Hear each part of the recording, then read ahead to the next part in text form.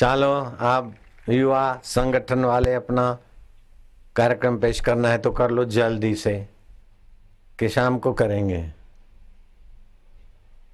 અત્યારે બતાવશો પેલા મંચ ઉપર? ચાલો, મોડું થઈ ગયું છે, 1:45 વાગે। મેં કીધું આજે જલ્દી જલ્દી કરીશું, પણ બરોડામાં તો 2 જ વાગે, પાછું 3:15 બીજો સાંજનો સત્સંગ। अभी दिखाएंगे क्या कि शाम को? हरिओम। परम पूज्य बापू जी के पावन सानिध्य में अपने जीवन को उन्नत बनाने हेतु देश भर से आए हुए सभी धर्म प्रेमियों का हार्दिक स्वागत है। आज हम आपको पूज्य बापू जी के पावन मार्गदर्शन में चल रहे युवा सेवा संघ के उन नीति मूल्यों से परिचित करा रहे हैं जिन्हें अपनाकर सभी युवक अपने आप को परिवार, समाज और राष्ट्र के प्रति कर्तव्यनिष्ठ बना रहे हैं और सीख रहे हैं सुखी, स्वस्थ और सम्मानित जीवन जीने की कला। तो चलिए चलते हैं युवा सेवा संघ के उन सदस्यों के साथ जो समाज को वो दृष्टिकोण देना चाहते हैं जिसे भूलने के कारण आज हमें हमारे वास्तविक अस्तित्व को स्वीकारने में शर्म सी महसूस होती है। इसी शर्म के कारण हमारी संस्कृति और समाज पर बरसों से हो रहे कपटपूर्ण प्रहार को आंख मूंद कर सहन करना हमारा स्वभाव बन गया है।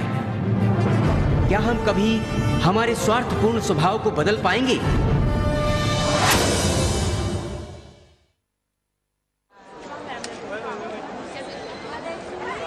ये है सेंट जेवियर्स कॉलेज का स्पोर्ट्स ग्राउंड। यहाँ खाओ पियो और मौज करो। कल किसने देखा है ऐसा जीवन जीने वाले युवकों को मिली अपने स्वार्थपूर्ण स्वभाव को बदलने की प्रेरणा। कैसे, आप ही देखिए। अरे सचिन, वो देख राहुल आ रहा है। राहुल? ओए राहुल, ओए राहुल, सुन तो यार। अरे सुन तो यार, सुन तो आजकल दिखता नहीं है। Any problem? बस यूं ही यार, कोई प्रॉब्लम नहीं है। अच्छा तो चल, आज नई पिक्चर रिलीज हुई है, देखने चलते हैं। नहीं यार। हाँ, अभी हमारे साथ क्यों चलेगा? प्रकाश ने मना किया होगा ना। ऐसी बात नहीं है रवि। हाँ, बात तो the legend of Bhagat Singh की है ना। सुन ले राहुल, हमें सब पता है। ये भगत सिंह बनने के सपने छोड़ दे, नहीं तो भगत सिंह शहीद हुए थे, याद रखना। और हाँ, ये भी याद रखना, अपना देश आज़ाद हो चुका है। हाँ, देश तो आज़ाद हुआ, लेकिन तुम जैसे लोग आज भी गुलाम ही है ना। गुलाम? किसके? उन्हीं अंग्रेजों के, उनकी संस्कृति के। क्या बकवास कर रहा है तू? क्यों? पिक्चर देखने चलूं तो दोस्त, और संस्कृति के लिए बोलूं तो बकवास। राहुल, तुम और प्रकाश मिलके संस्कृति के लिए चिल्लाते रहो, कोई सुनने वाला नहीं है। सबको पता है हमारा देश सेक्युलर स्टेट है। सेक्युलरिज्म से देश का विकास हो सकता है, तो संस्कृति का ढोल पीटने की क्या जरूरत है? अगर हमारी संस्कृति से देश का विकास नहीं हुआ होता तो हजारों सालों से विधर्मी हमारे देश को लूटने क्यों आते? वो तेरे रिश्तेदार थे क्या? सेक्युलर की औलाद। क्या बोला तू? तेरी तो। ए रवि, अरे छोड़ो यार, छोड़ो। अरे राहुल, क्या हुआ यार? रवि, क्या बात है? क्यों लड़ रहे हो? ये तेरे युवा संघ का परिणाम है। हे रवि, जबान संभाल के बात कर।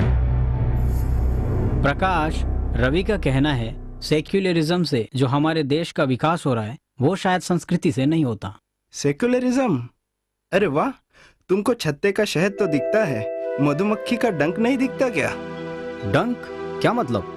देश के विकास के ठेकेदार सेक्युलरिज्म के नाम पर जो पक्षपात कर रहे हैं वो डंक नहीं तो और क्या है? दोस्तों, ऐसे झगड़ने से हमें कुछ हासिल नहीं होगा। ऐसा आपस में झगड़ना हमारे देश को सेक्युलरिज्म से मिला गोल्डन गिफ्ट है। यार सचिन, रवि, प्रेम, हम सब बैठकर बात करते हैं। हाँ चलो बैठते हैं। चलो बैठते हैं।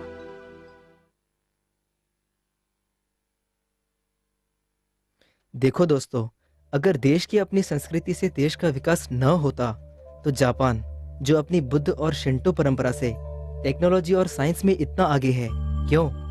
जापानियों ने न सेक्युलरिज्म अपनाया न अन्य धर्म का धर्मांतरण चलने दिया। हम सेक्युलरिज्म यानी धर्म निरपेक्षता का विरोध नहीं करते, पर उसकी आड़ में हो रहे पक्षपात का विरोध करते हैं। पक्षपात? कैसा पक्षपात? हमारे देश को हिंदुस्तान तो कहेंगे, पर हिंदू समाज और संस्कृति को अन्य धर्मों की तुलना में ना अधिकार है ना सब्सिडी। क्या यही धर्मनिरपेक्षता है? यूनाइटेड नेशन संयुक्त राष्ट्र संघ के अनुसार पूरी जनसंख्या के 10% आबादी वाले लोग ही अल्पसंख्यक हो सकते हैं। यहाँ तो मुसलमानों की आबादी 25% से आगे जा रही है। कब तक अल्पसंख्यक कहेंगे ये सेक्युलरवादी? पाकिस्तान, बांग्लादेश आदि देशों में हिंदू अल्पसंख्यक होते हुए भी उनके लिए कोई अल्पसंख्यक आयोग नहीं, क्यों? मुस्लिम और ईसाइयों की शिक्षा व्यवस्था, उनके मस्जिद, मदरसे, चर्च सभी सरकारी हस्तक्षेपों से पूरी तरह स्वतंत्र, जबकि हिंदू मंदिरों में आया हुआ दान सरकारी कोष और संतों के आश्रमों में सीधा कॉम्बिंग। क्या यही है सेक्युलरिज्म? दुनिया के लगभग 52 मुस्लिम देशों में ऐसा कोई देश नहीं जो हज यात्रा के लिए सब्सिडी देता हो। पर भारत में प्रति हज यात्री को कम से कम 20,000 रुपए दिए जाते हैं, जबकि हिंदुओं के अमरनाथ, चारों धाम आदि यात्राओं के लिए टैक्स देना पड़ता है। क्या यही है धर्मनिरपेक्षता? सरकार तो वोटों की राजनीति के लिए ये करती होगी, पर मीडिया तो सेक्युलरवादी है, वो क्यों नहीं ये बातें बताती? हाँ बिल्कुल, ऐसी सेक्युलरवादी है कि इन्हें नोबेल प्राइज दिया जाए ना तो भी कम पड़ेगा। ऐसा नहीं है संतोष, मीडिया में जो स्वार्थी लोग हैं उनके कारण आज पूरा मीडिया क्षेत्र बदनाम हो रहा है। ईसाई पोप और पादरियों के सेक्स स्कैंडल मीडिया कभी नहीं दिखाती, पर हिंदू साधु संतों के एडिटेड स्टिंग ऑपरेशन और झूठे आरोपों को दिखाकर सीधा फांसी की अपील करती है। वाह मीडिया, तेरा सेक्युलरिज्म। दुनिया जानती है कि आतंकवाद कौन फैला रहा है, पर जब हम हमारे देश में हमारी संस्कृति और समाज के साथ हो रहे पक्षपात को सामने लाते हैं तो ये मीडिया कहती है हिंदू आतंकवाद। सलाम है मीडिया तेरी धर्मनिरपेक्षता को। कॉलेज के उस स्पोर्ट्स ग्राउंड में प्रकाश और उसके साथी सेकुलरिज्म की पोल खोलते गए। सभी युवक तब आश्चर्यचकित हो गए जब उन्होंने अमेरिकन इंस्टीट्यूट ऑफ वैदिक स्टडीज के डायरेक्टर डॉक्टर डेविड फ्रॉली की कही हुई बात सुनी। स्वतंत्रता के बाद एक ओर हिंदू विरोधी प्रचार, दूसरी ओर साम्यवाद, इस्लाम तथा ईसाई धर्म के प्रचार द्वारा भारत के टुकड़े टुकड़े करने की साजिश ने इस देश की समस्या को काफी बढ़ाया है।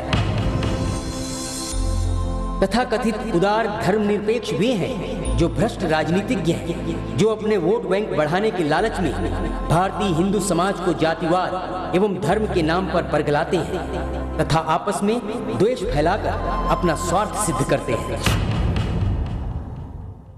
इन सभी बातों से युवक गंभीर सोच में पड़ गए।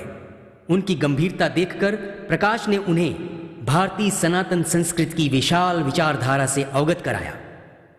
अपनी सनातन संस्कृति विशाल हृदय वाली है, जिसका दर्शन किसी एक को ईश्वर का पुत्र या पैगंबर नहीं कहता, बल्कि संपूर्ण जीव मात्र उसी ईश्वर के अंश हैं। ये अपना हिंदू धर्म कोई मजहब नहीं है, ये तो सर्वोत्कृष्ट जीवन जीने की पद्धति है। ये सनातन संस्कृति किसी को लालच या जबरदस्ती से धर्मांतरण के लिए नहीं कहती, बल्कि मुसलमान हो, ईसाई हो या कोई और, सभी अपने धर्म को बिना छोड़े सर्वोच्च जीवन जी सकते हैं, इस बात की सीख देती है। प्रकाश, मैं समझ गया। हमारी संस्कृति के सिद्धांत और संतों के मार्गदर्शन के सहारे हम सभी युवकों को देश के सभी क्षेत्रों में आगे बढ़ना ही चाहिए, चाहे वो राजनैतिक हो या व्यावसायिक। एकदम सही कहा विकी। पर प्रकाश, एक बात समझ में नहीं आती, ऐसी महान संस्कृति के होते हुए हमारे देश पर अनेक आक्रमण हुए, हमें गुलाम रहना पड़ा। कहाँ भूल हुई हमारी? भूल हुई गद्दारों की बातों में आने से। गद्दार तो होते रहेंगे, उस समय भी वो गद्दार खबरें देते थे, आज तक खबरें दे रहे हैं और आगे भी देते रहेंगे। ऐसे गद्दारों के कारण ही तो देश के रक्षक भगत सिंह जैसों को फांसी पर चढ़ना पड़ा। आज उन शहीदों को आतंकवादी कहने में और संस्कृति रक्षक संतों को शैतान कहने में इन्हें शर्म भी नहीं आती। तो क्या हुआ जब मेरे गुरुदेव परम पूज्य संत श्री आसाराम जी बापू अपने शरीर की 70 वर्ष की आयु में भारत देश के गांव-गांव, शहर-शहर जाकर भारतवासियों के दिलों में संस्कृति प्रेम जगा रहे हैं, उनकी ऐसी सेवा निष्ठा में अगर मेरी जवानी काम ना आई तो धिक्कार है मुझे। बोल प्रकाश, युवा सेवा संघ की संस्कार सभा कब है? हम सब तैयार हैं। संस्कृति पे जगह